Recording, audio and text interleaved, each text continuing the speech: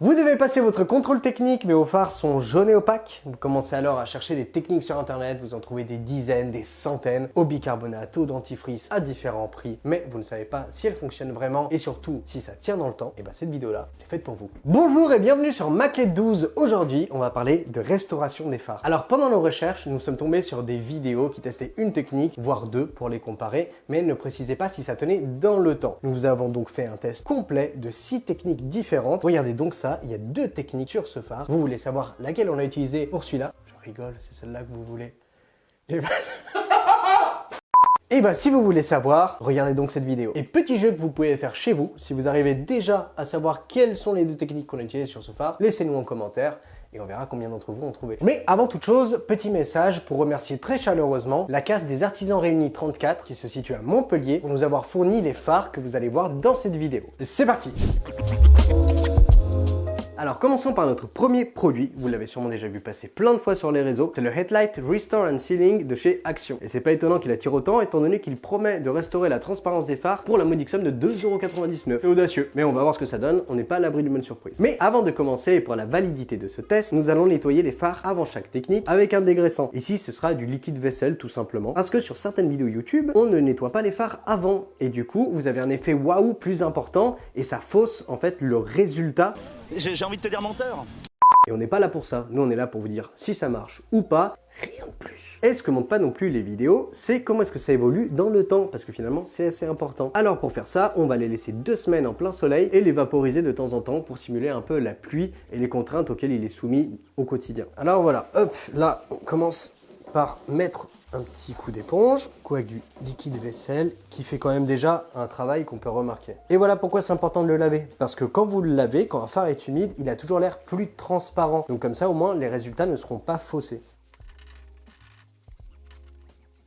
Voilà, on va bien essuyer et vous voyez que dès qu'il redevient un peu sec, l'opacité revient. Donc maintenant qu'il est bien propre, notre phare, on va venir placer notre petit scotch de masquage. Ça va nous permettre de comparer la technique du produit Action avec une autre technique qu'on va voir juste après. Donc maintenant, il me suffit de prendre le produit et on peut lancer le chronomètre. Alors c'est parti, on prend notre produit, hop, hop, hop, on va venir poser quelques noisettes un peu partout. Et ensuite, il suffit de venir avec notre microfibre et frotter en mouvement circulaire.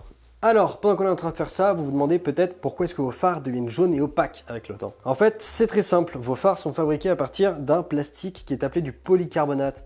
Et ce plastique-là, il est bien sympa. Il est jusqu'à 20 fois plus résistant que le verre. C'est bien pour ça qu'on a remplacé les phares en verre par du polycarbonate. Mais il a un défaut. C'est en fait qu'il est très sensible aux UV. Et donc au fur et à mesure du temps, la protection anti-UV qu'il possède en surface, elle va se dégrader et les rayons vont commencer à attaquer le plastique. C'est pour ça qu'ils deviennent jaunes et opaques.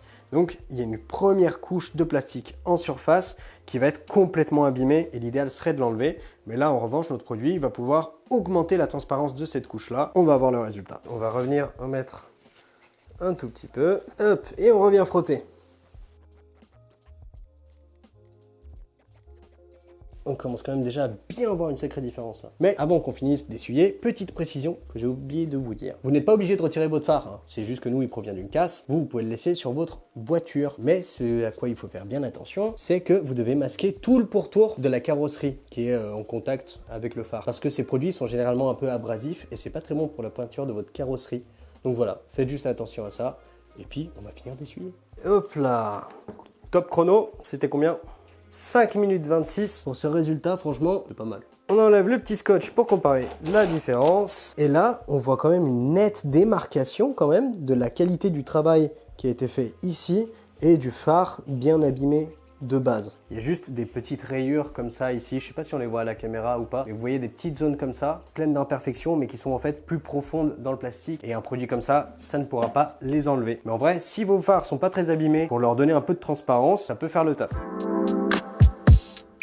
Passons maintenant à la deuxième technique. Alors, qu'est-ce qu'on a là? C'est un kit qui est préfet. Il contient tout ce qu'il va vous falloir pour poncer et polir votre phare. Ici, c'est un kit de la marque GS27. Vous pouvez le trouver en hypermarché, chez un garagiste spécialisé, ou comme nous, on l'a acheté chez Mister Auto pour 44,99 €. Alors, quel est l'avantage de ce deuxième kit par rapport au premier? C'est très simple. En fait, il va vous permettre de poncer. Donc en fait, on va enlever la couche abîmée en surface, celle qui est jaune et opaque dont on veut se débarrasser. Et une fois qu'on s'en est débarrassé, on va venir appliquer un polish qui en fait va donner le même effet qu'ici, donc ramener de la transparence en plus d'avoir éliminé la couche abîmée et les autres micro-rayures. Donc ça laissera un travail beaucoup plus propre au final en théorie. Alors, que contient ce kit?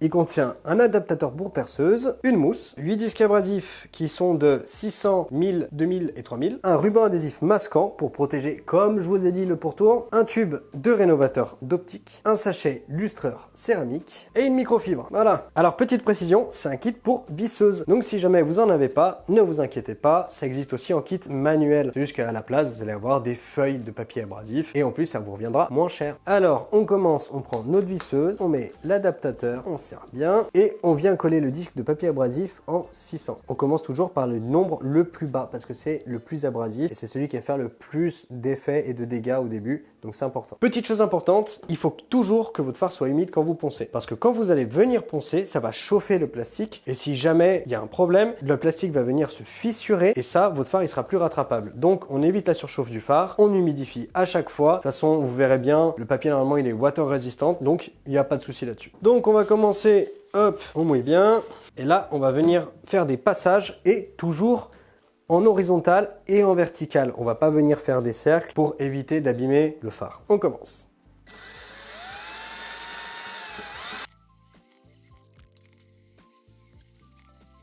On voit déjà qu'en fait, ça commence à recracher un truc jaune parce que c'est vraiment en train d'attaquer la première couche. Hop, on remouille un coup et on y retourne. Bon, là, vous allez remarquer qu'en fait, il n'y aura plus la couche opaque, mais qu'en revanche, vous allez avoir énormément de rayures. Il n'y a pas de souci, c'est complètement normal en fait. C'est parce que c'est un papier très abrasif, donc il est nécessaire pour attaquer correctement la première couche. Et maintenant, on va venir corriger le tir avec du 1000. Donc hop, on se débarrasse de ce petit papier. On va venir coller du 1000 et on y retourne.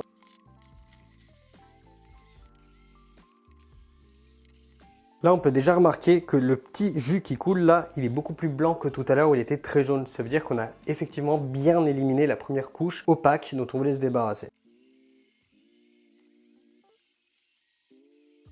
On finit avec notre 1000. On met notre petit 2000 maintenant. Hop là, donc on va encore plus apporter de détails. Et c'est reparti. On humidifie, on dit au revoir aux 2000 et on dit bonjour aux 3000 et on est reparti pour un dernier passage. Et voilà pour le 3000. Et là, on voit que tout ce qu'on avait abîmé pour sortir la couche jaune et opaque est parti. Et il n'y a aucune rayure et c'est tout doux. Donc voilà, pour la première partie de ponçage, on a mis 23 minutes 54. Et maintenant, on va passer à la partie du polish. Hop, on met la mousse. Donc voilà, avant d'appliquer le polish, on va passer un coup de sopalin pour s'assurer que c'est bien sec. On va procéder maintenant à l'application du rénovateur d'optique. Pour ce faire, c'est très simple. Vous prenez votre tube et ce qu'on va faire, c'est qu'on va venir appliquer quelques petites gouttes sur la mousse directement et un peu ici aussi. Maintenant, ce qu'on va venir faire, c'est avant de mettre en marche la visseuse, on va venir hop, étaler un peu. Voilà, et maintenant, on va pouvoir commencer à appliquer le polish. Et toujours pareil, mouvements horizontaux et verticaux. Top chrono. En comparé au produit Action à côté. On prend le microfibre. Hop, donc voilà, on a fini. On enlève l'excédent des huiles du polish avec la microfibre. Et on commence déjà quand même à voir une certaine différence. Bon, on passe maintenant à l'application du lustreur céramique qui est compris dans le kit. Donc on vient en appliquer un peu, hop là, sur le phare. Et avec notre microfibre propre, on change de microfibre à chaque fois qu'il y a un produit qui rentre en contact avec, c'est important. Donc avec un microfibre propre, on va venir et frotter tout simplement. Et le lustreur, ce qu'il va faire, c'est qu'il va apporter à votre phare plus de brillance et il va permettre de préserver beaucoup plus longtemps le résultat que l'on obtient maintenant. Hop, donc là, on vient bien lustrer jusqu'à ce que le produit disparaissent complètement, comme ça.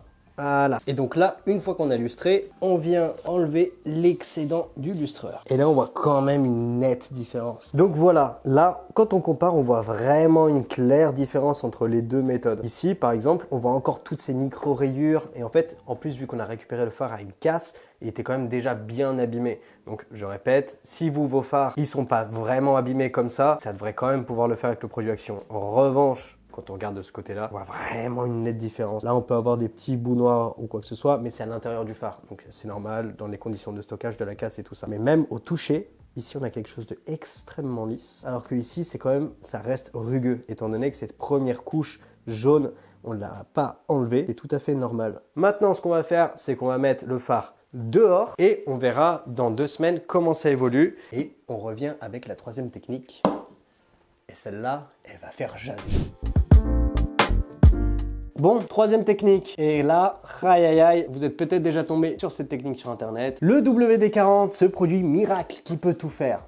Tout? Non. Une opération résiste encore et toujours au WD-40. L'image valant 1000 mots, on passe au test. Mais avant de passer au test, comme on vous l'a dit tout à l'heure, on va d'abord laver le phare et ensuite on passe au test. Parce qu'on n'est pas des vendeurs de tapis, nous. Donc voilà, là, notre phare est propre et dégraissé. Et on va venir appliquer le scotch de masquage pour notre comparaison. Donc là, attention, c'est le moment où il faut suivre et ça se complique. Pour ça, il va vous falloir du WD-40 et du sopalin. Donc, on prend notre WD-40, on enlève le bouchon, ça marche mieux sans le bouchon. Petite astuce de méca. Et là, on vient saturer la zone. Et hop là, on vient frotter avec le sopalin. Et voilà, et ça nous a pris 55 secondes. Donc, comme on peut voir, le plastique a retrouvé en transparence. Parce qu'en fait, le WD-40, il lubrifie et est encore gras. Donc, il va venir s'infiltrer dans les micro-rayures de la couche qui est abîmée et va venir apporter cet effet qu'on voyait tout à l'heure avec l'eau. Rien que quand je lavais, il va gagner en transparence. Ça ne va pas durer dans le temps. Et rien que là, par exemple, on voit qu'il y a des grosses rayures et ça peut pas les enlever. Forcément, vu qu'on ne ponce pas, on vient pas attaquer, on vient pas égaliser le plastique, donc ça reste. Et en plus, on a quand même, malgré la transparence, cette petite couleur jaunâtre qui persiste. Donc ça peut être très pratique si vous avez oublié que vous aviez le contrôle technique demain pour réussir à le passer, mais ça ne restaurera absolument pas votre phare. Et on verra au bout de 2 semaines comment est-ce que le phare a évolué.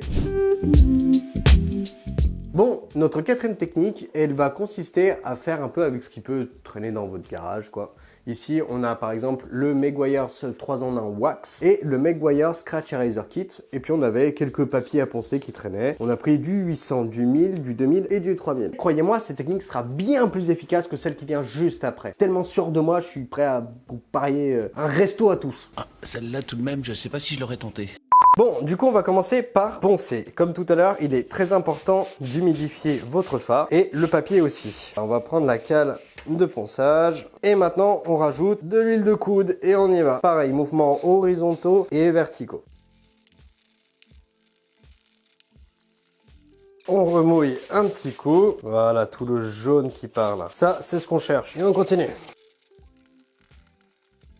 Vous n'avez pas besoin de vraiment appliquer une grosse pression. Il suffit vraiment de passer dessus. Il n'y a pas besoin de forcer comme un malade.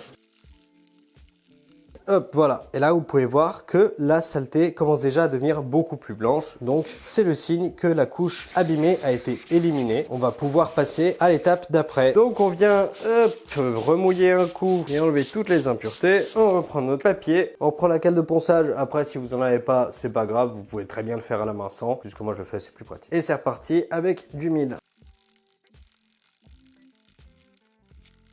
Et là, du coup, on passe au 2000. Donc, pareil, on remouille le papier, on remouille le phare. Ça sent que ça commence déjà à être beaucoup plus lisse.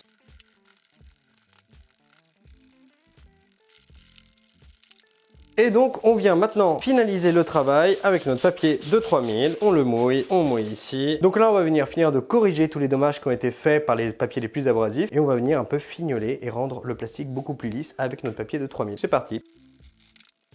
Et on peut quand même déjà voir qu'il est en train de gagner en transparence.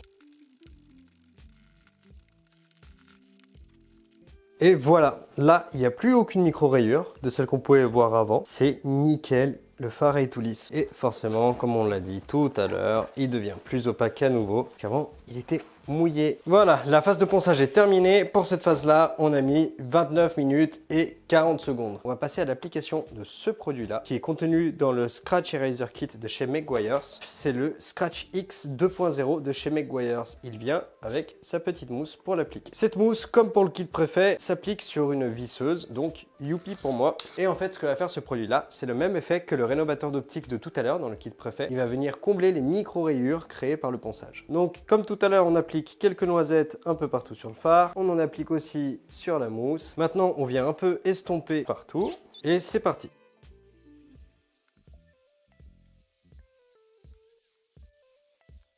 Hop là, et maintenant on va venir tester la 3 en 1 wax de chez Meguiar's. Ça va nous permettre de venir nettoyer, faire un coup de polish et protéger, si c'est pas magnifique ça. Ce kit vient donc avec le produit et avec un petit applicateur. Donc nous on va venir appliquer un deuxième produit, mais vous n'êtes pas obligé, nous on le fait pour le tester.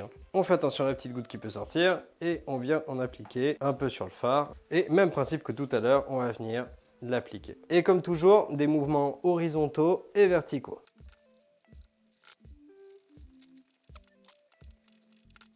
Et voilà. Pareil, on vient reprendre un microfibre propre et on essuie l'excédent. Il est pas magnifique là, vous voyez, on est venu enlever la couche jaune qui était abîmée, on est venu retraiter le phare, mettre une petite protection dessus, et ça, c'est une technique qui va vous tenir 3 à 5 ans normalement. Bon bah voilà, il n'y a vraiment pas photo, on a mis quoi? 1 heure pour faire cette technique là. Entre temps, le WD-40, il tire déjà un peu la gueule, alors que là, on est venu enlever la couche jaune.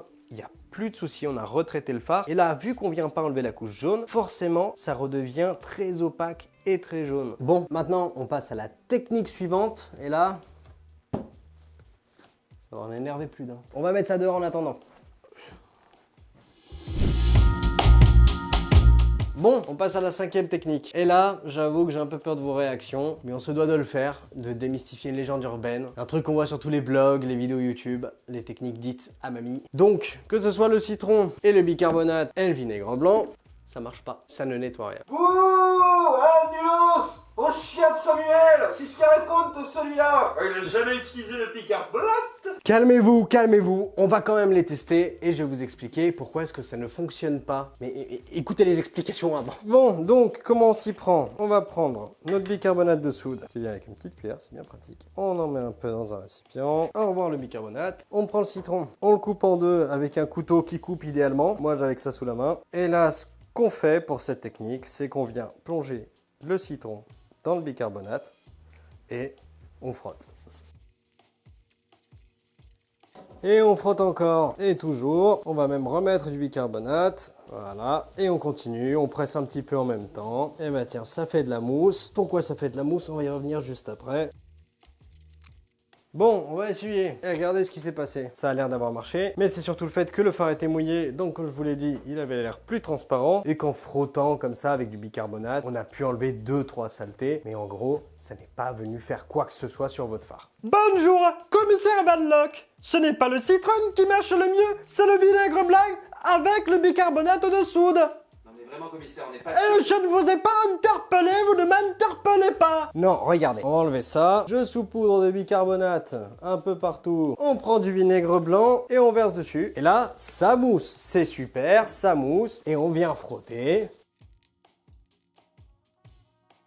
Voilà, là, vous voyez, on essuie et ça ne change rien, il reste opaque. Mais alors pourquoi? Pourtant, ce sont des techniques très plébiscitées dans l'entretien ménager, mais ça change rien. Bon, petit rappel rapide en chimie. On dit d'un pH qu'il est neutre quand il est à 7. Tout ce qui est au-dessus de 7, c'est des produits basiques. Simple. En dessous de 7, c'est des produits acides. Le bicarbonate de soude, c'est un produit basique, donc très alcalin, et il a un pH de 8,4. Quant à eux, le vinaigre et le citron, ils ont chacun un pH de 3 et de 2,4. Donc ça en fait des produits acides. Et ben on voit que si on mélange les deux, ça se rapproche du pH neutre. Donc ça perd toute l'efficacité qu'on aurait pu avoir à utiliser par exemple le citron ou le vinaigre blanc tout seul. Mais en fait, ce qui donne cette impression de résultat, ce sont deux choses. Premièrement, vous allez frotter. Donc forcément, vous allez quand même nettoyer les 2-3 saletés qui se trouvent au-dessus. Deuxièmement, on va prendre un verre et on va voir ça. En gros, quand vous mélangez du bicarbonate de soude avec du vinaigre blanc,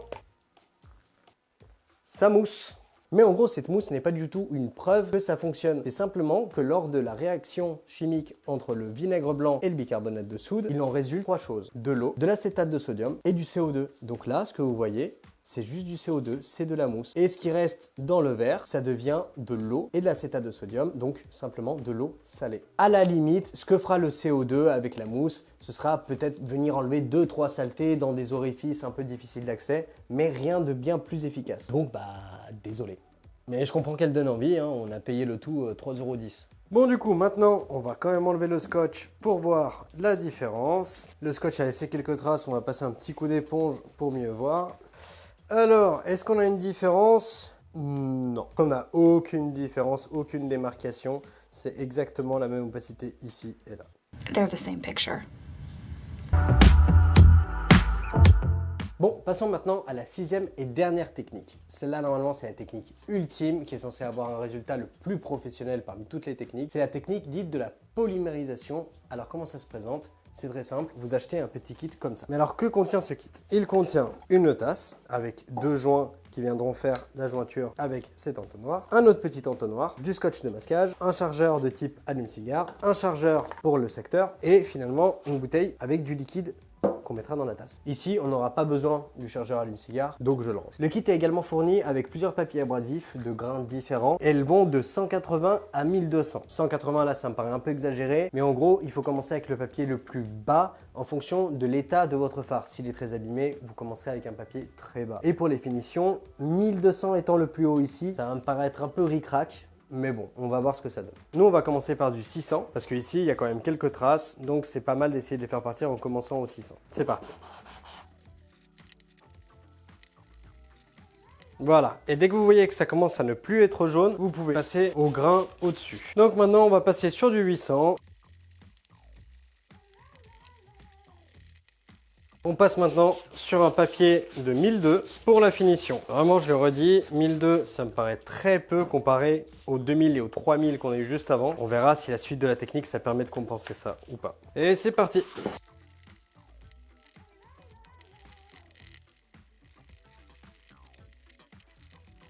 Donc voilà, là, à première vue, on se retrouve quand même avec énormément de rayures que l'on vient de faire. C'est vraiment pas très joli. On va passer à la suite de la technique. Donc là ensuite, vous allez prendre votre tasse. Vous allez prendre ensuite votre liquide. Il préconise 100 ml. Donc hop, on verse ça dedans. Donc voilà, vous mettez à peu près une moitié de tasse. Vous allez ensuite venir fermer avec l'entonnoir. Il y en a certains qui appellent aussi cette technique la technique de la lampe d'Aladin. Voilà, sûrement parce que ça ressemble vaguement à une lampe d'Aladin. Peut-être que cette technique sera ton meilleur ami.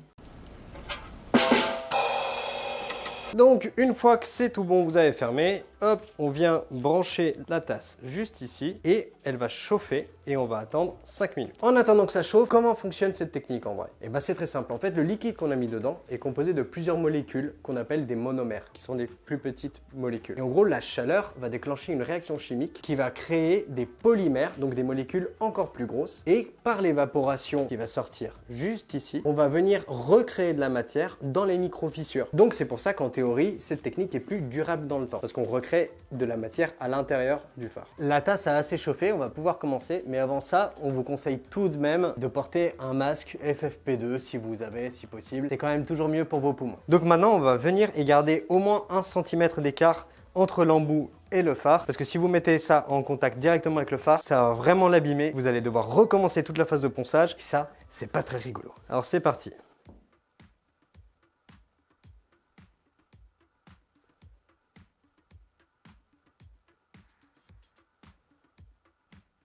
Dingue mec.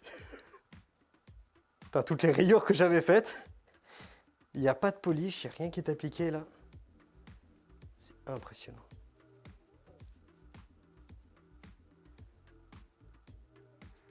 Est-ce qu'il y a besoin d'en dire plus? Je suis pas sûr. Donc voilà, vous voyez le résultat. Petite précision, quand vous avez fini, vous laissez le liquide se refroidir à nouveau. Et une fois que ce sera froid, vous pourrez prendre l'autre entonnoir fourni dans le kit pour pouvoir le reverser, le restant du liquide, dans la bouteille d'origine. Et vous avez honnêtement de quoi faire plusieurs phares là-dedans. Donc voilà, une fois que vous avez fini, que votre liquide est froid, vous venez tout simplement le remettre dans la bouteille. Et là, il reste encore tout ça de liquide. Le niveau, il est à ce niveau-là. Vous avez de quoi faire des phares, les phares de vos copains, les phares de la famille, les phares des voisins et les phares bretons. Donc, qu'est-ce qu'on peut observer? Premièrement, ici, il y a une plus grande douceur. Donc, ça veut bien dire qu'on a bien poncé, on a bien enlevé la couche qui était toute abîmée. Ici, la couche, on voit bien qu'elle est encore présente. Il y a les aspérités, c'est encore opaque et jaune. Vraiment, ça n'a pas vraiment été très efficace. Alors qu'ici, on se retrouve avec un phare qui a retrouvé toute sa transparence et qui est en vrai quasiment comme neuf. Là, on peut le dire, c'est le mimi, c'est le rara, c'est le miracle. Alors qu'ici, c'est la caca, c'est la cata, c'est la catastrophe. Et donc là, il va aller rejoindre les autres. On va l'emmener sur le balcon et le mettre au soleil pour voir dans 2 semaines ce que ça donne pour vous. Ce sera dans quelques instants. Allez, c'est parti! Et nous revoilà 2 semaines plus tard. On va voir les résultats, les comparer et voir ce que ça donne. Bon, premier phare. Là, sur la gauche, je vous rappelle, on avait la technique action. Au bout de 2 semaines, on voit quand même que l'opacité est revenue un peu plus. La couleur jaune est toujours présente et les rayures, évidemment, on les a pas enlevées de base. Donc, elles sont quand même là. Juste à côté, on avait utilisé le kit préfet. Honnêtement, il n'y a pas eu de changement avec les 2 semaines qui ont passé en plein cagnard, en canicule. Le résultat a très bien tenu. Si je dois faire un commentaire, ce serait les petites rayures que l'on peut voir en forme circulaire qui sont du coup dues au ponçage. Après, ça c'est peut-être aussi de ma faute. Si jamais je ne l'ai pas très bien fait, j'aurais peut-être dû plus insister. Mais en tout cas, c'est un résultat beaucoup plus concluant que celui qu'on a juste à côté. On passe tout de suite au phare numéro 2 sur lequel on a testé le WD-40 et le kit fait maison. Bon, qu'est-ce qu'on peut dire sur WD-40? Très honnêtement, c'est nul. Ça n'a fait aucun effet. Je me demande même si ça n'a pas desservi au phare. Franchement, même quand on l'a essayé sur l'instant, c'était déjà pas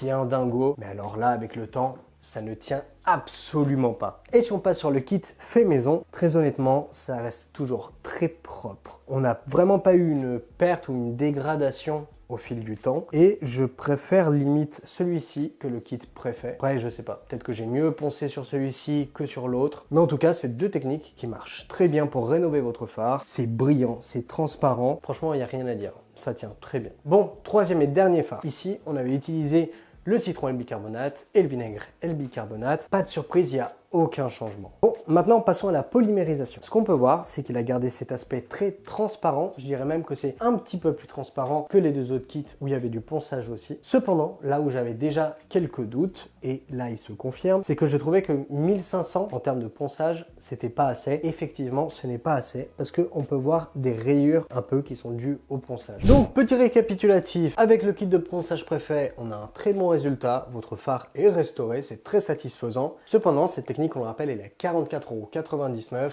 alors que la polymérisation, on était sur du 47,19 €. Vous pouvez trouver même des kits un peu moins chers. Vous pouvez faire plusieurs phares avec. Donc, au niveau du prix, c'est peut-être pas le plus rentable, mais vous pouvez y aller. Au niveau de résultat, il n'y a aucun souci. Ensuite, on passe au produit Action. Très sincèrement, on n'a pas une restauration du phare. C'est pas possible avec ce prix-là et surtout sans le ponçage. Cependant, si jamais vous voulez donner l'illusion pour le contrôle technique, vous pouvez y aller. Parmi toutes les recettes miracles où il n'y a pas de ponçage qui doit être fait, très honnêtement, c'est celle qui fait le mieux le taf et considérez quand même restaurer votre phare. En ce qui concerne le WD-40, ça va vous coûter 10 € et c'est certes efficace pour plein de trucs le WD-40, mais certainement pas pour restaurer votre phare. En ce qui concerne le kit maison, on va pas vraiment vous donner un prix étant donné que c'est des trucs que vous pouvez trouver à droite, à gauche. Cependant, le résultat est très qualitatif. En fait, à partir du moment où vous avez du ponçage et que vous passez ensuite derrière un polish, vous aurez vraiment un bon résultat, une restauration du phare. Aucun souci là-dessus. N'hésitez pas à utiliser cette technique, elle marche très bien. Je suis désolé mamie, mais pour 3,10 €, ce qui comprend le citron, le vinaigre blanc et le bicarbonate de soude, on a aucune différence. Comme on vous l'a expliqué, ce n'est juste pas possible que ça fonctionne. Donc vraiment, vous donnez même pas cette peine, vous allez juste passer de l'huile de coude. Et enfin, la polymérisation, c'est vraiment la meilleure technique. On le rappelle, 47 € et des brouettes. Vous pouvez en avoir des moins chers que nous. Très honnêtement, je pense que à l'intérieur du coffret, il y a de quoi traiter jusqu'à 4 ou 6 phares. Et le résultat est présent aussi. Juste comme on l'a dit, veillez à prendre du papier abrasif plus que 1500, c'est vraiment ridicule de prendre du 1500. Sur du 3000, vous serez tranquille, vous n'aurez pas les petites rayures. Et quand je dis qu'il y a des rayures, c'est vraiment pas gênant, hein. C'est juste histoire de trouver la petite bête. Il y a des petites rayures, prenez du 3000 et passez un petit coating par-dessus à la fin. vous m'en direz des nouvelles. Voilà tout pour cette vidéo sur la désopacification de vos phares. J'espère qu'elle vous aura plu et que vous aurez appris comment entretenir vos phares efficacement et durablement. N'hésitez pas à nous dire en commentaire quelle technique vous avez déjà essayé ou laquelle vous donne envie. Dites-nous aussi d'ailleurs si jamais vous avez votre propre recette maison. On fera sûrement une vidéo pour vous dire pourquoi elle marche pas. En attendant, n'hésitez pas à nous laisser un like et à vous abonner. Moi je vous laisse en m'attendant dans une galaxie far far away. C'était Maclet12. Ciao, bonsoir.